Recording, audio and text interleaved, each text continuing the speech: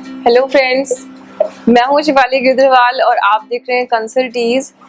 इस वीडियो में मैं आपके साथ डिस्कस करूंगी कुछ सिंपल प्रोविजंस रजिस्ट्रेशन को लेके। वैसे रजिस्ट्रेशन के मैं काफ़ी सारे वीडियोस कर चुकी हूँ, लेकिन कई लोगों को फिर भी प्रॉब्लम आती है कि सीक्वेंस समझ नहीं आता, और कई बार क्या होता है कि आप लॉ के लैंग्वेज में नहीं समझना चाहते।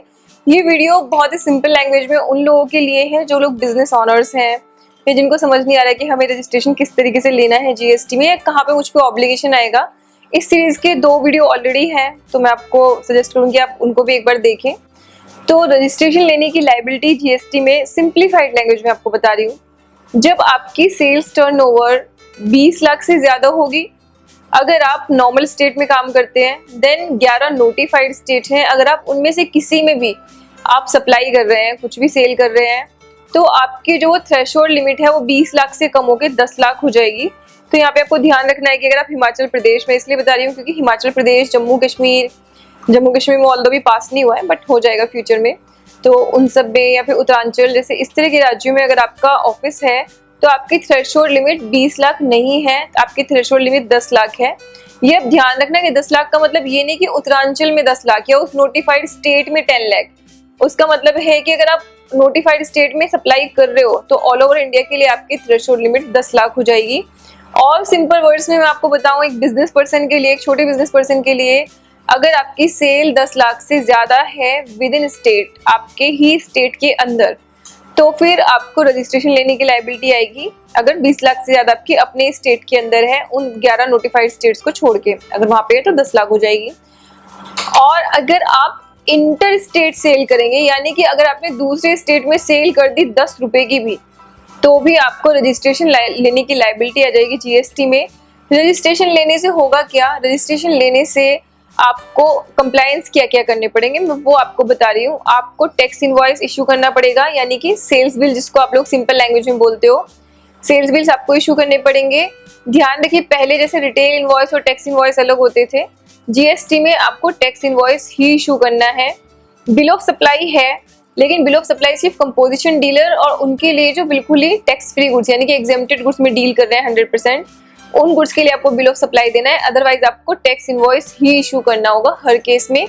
फिर आपने जितने भी टैक्स इनवॉइसेस इशू किए वो सारे के सारे आपको डिटेल देनी पड़ेगी अपने रिटर्न के अंदर, जीएसटीआर 1 के अंदर। ये आपको मैं फिर से एक बार इन्यूमरेट करना चाहती हूँ कि आपको जीएसटीआर 1 के अंदर इनवॉइस अपलोड नहीं करना है, क्योंकि ये बड़ा आजकल मार्केट में चल रहा है कि मुझे सारे इनवॉइस अपलोड करने पड़ेंगे। आपको इनवॉइस के स्पेसिफिक फील्ड्स वहां पे देने पड़ेंगे। साथ में कुछ ऐप गवर्नमेंट लेके आ सकते हैं जहां से आप इजीली इनवॉइस जनरेट कर सके, तो वो डेटा शीट आपको ऑटोमेटिकली चला जाएगा। लेकिन फॉर द टाइम बीइंग आपको अपने सारे इनवॉइसेस की डिटेल वहां पे देनी पड़ेगी। इनवॉइसेस के 16 फील्ड्स जो हैं ऑलरेडी एक वीडियो में कवर कर चुकी है, आप वहां से देख सकते हैं। तो वो सब के सब आपको उसके बेसिस पे इनवॉइस अपना ड्राफ्ट करना पड़ेगा, बनाना पड़ेगा, और उसकी डिटेल आपको जीएसटीआर 1 में देनी पड़ेगी।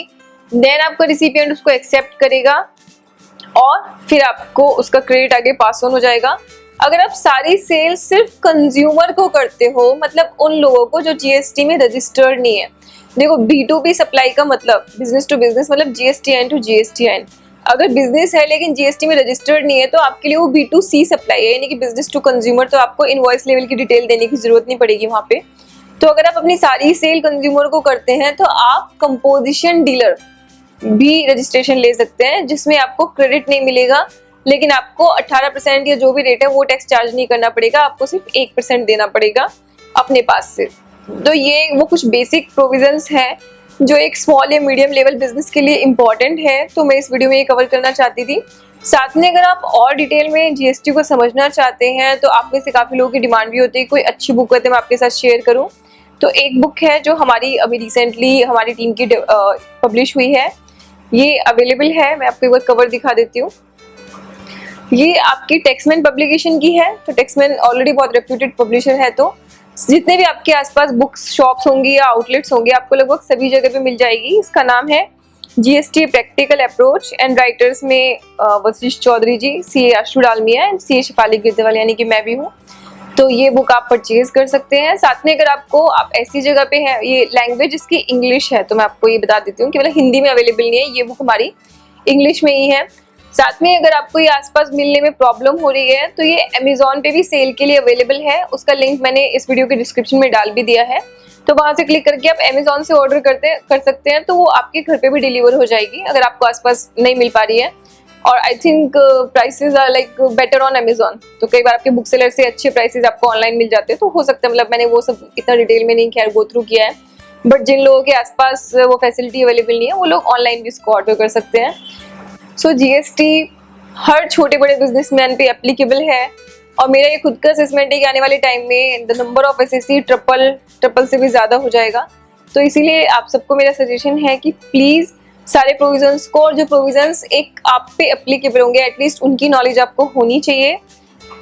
तो अगर आपकी थ्रेशोल्ड लिमिट क्रॉस कर रही है, किसी भी और क्राइटेरिया की वजह से आप फॉल कर रहे हैं जीएसटी में रजिस्ट्रेशन के प्रोविजंस में, तो 1 जुलाई को आपको रजिस्ट्रेशन अप्लाई करने के लिए आपको जाना होगा, आपको अप्लाई करना होगा।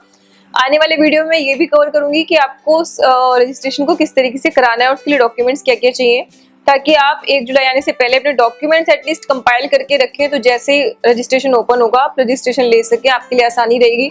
वरना आपको इनवॉइस जनरेट करने में थोड़ी सी दिक्कतों का सामना करना पड़ेगा। इसी के साथ मैं आज का ये वीडियो क्लोज करती हूँ। इसी तरह हमारे चैनल को देखते रहिए, इसी तरह अपना फीडबैक हमें देते रहिए। Thank you so much for watching our channel.